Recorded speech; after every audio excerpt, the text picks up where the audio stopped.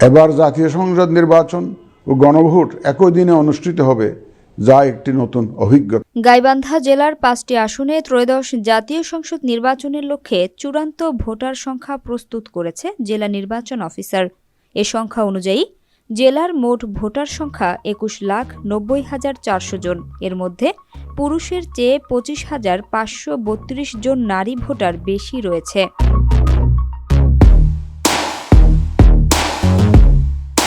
গাইবান্ধা জেলা নির্বাচন অফিসারের কার্যালয় থেকে এ তথ্য জানা হয়।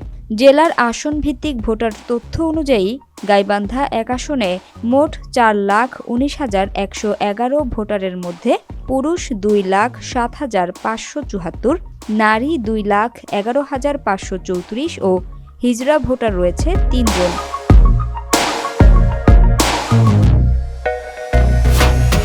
গাইবান্ধা 2 আসনে মোট 4,11,460 ভোটারের মধ্যে পুরুষ 2,02,037, নারী 2,09,412 ও হিজড়া ভোটার 11 জন। গাইবান্ধা 3 আসনে মোট 5,06,185 ভোটারের মধ্যে পুরুষ 2,48,902, নারী 2,57,274 ও হিজড়া ভোটার রয়েছে 9 জন।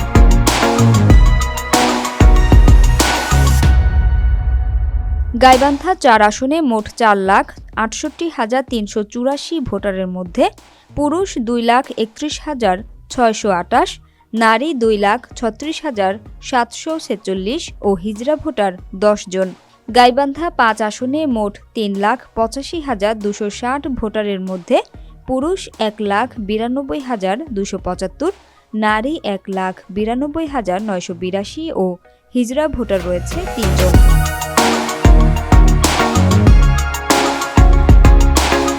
এদিকে স্থানীয় সূত্রে জানা গেছে, ত্রয়োদশ জাতীয় সংসদ নির্বাচনের তফসিল ঘোষণা হওয়ার পরপরই প্রার্থী ও সমর্থকরা প্রচারণায় সরব হয়ে উঠেছেন। তাদের টার্গেট নারী ও তরুণ ভোটারদের নিয়ে, আর প্রতিশ্রুতির ভান্ডার নিয়ে ছুটছেন ভোটারদের দুয়ারে দুয়ারে। বিশেষ করে নারী ভোটারদের মন জয়ের চেষ্টা করছেন প্রার্থীরা। সেই সঙ্গে অবাধ সুষ্ঠুভাবে নির্বাচন অনুষ্ঠানের লক্ষ্যে সব ধরনের প্রস্তুতি নেওয়া হচ্ছে।